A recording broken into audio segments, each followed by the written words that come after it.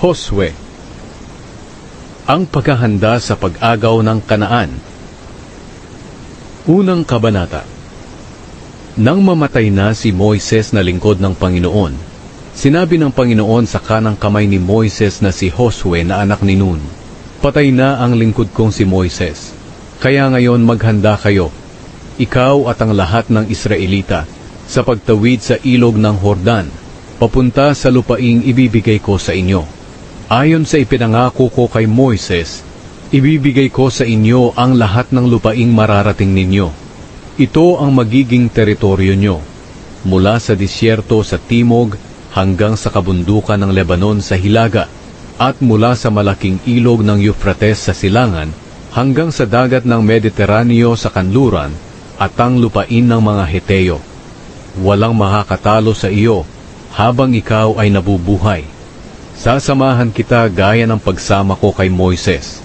Hindi kita iiwan o kaya'y pababayaan.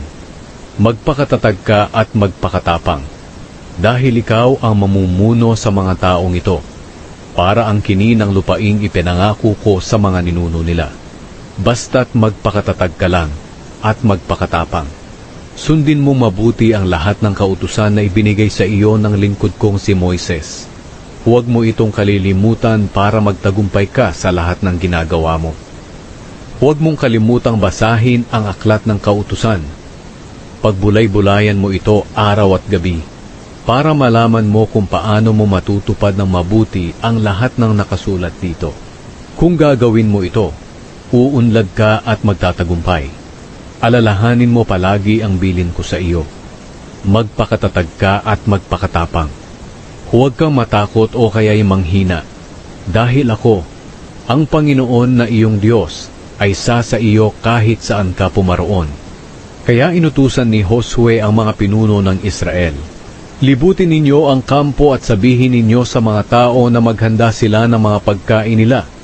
Dahil sa 3 araw mula ngayon, tatawid tayo sa ilog ng Hordan, para ang kini ng lupaing ibinigay sa atin ng Panginoon na ating Diyos. At sinabi ni Josue sa mga lahi ni Ruben, Gad, at sa kalahating lahi ni Manase, alalahanin niyo ang sinabi sa inyo ni Moises na lingkod ng Panginoon.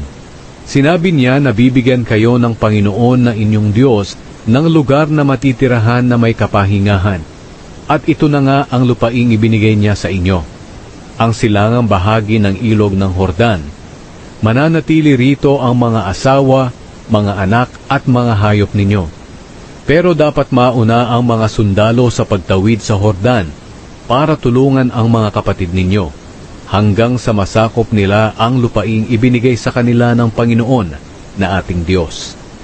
Pagkatapos, maaari na kayong bumalik dito sa silangang bahagi ng Hordan, para ang kini ng lupaing ito na ibinigay sa inyo ni Moises na lingkod niya. Sumagot sila kay Josue, "Gagawin namin ang lahat ng sinabi niyo, at pupunta kami kahit saan niyo kami ipadala. Susunod kami sa inyo, gaya ng pagsunod namin kay Moises. Samahan nawa kayo ng Panginoon na inyong Diyos, gaya ng pagsama niya kay Moises. Papatayin ang sino mang lalabag sa pamumuno at utos ninyo. Kaya magpakatatag po kayo at magpakatapang."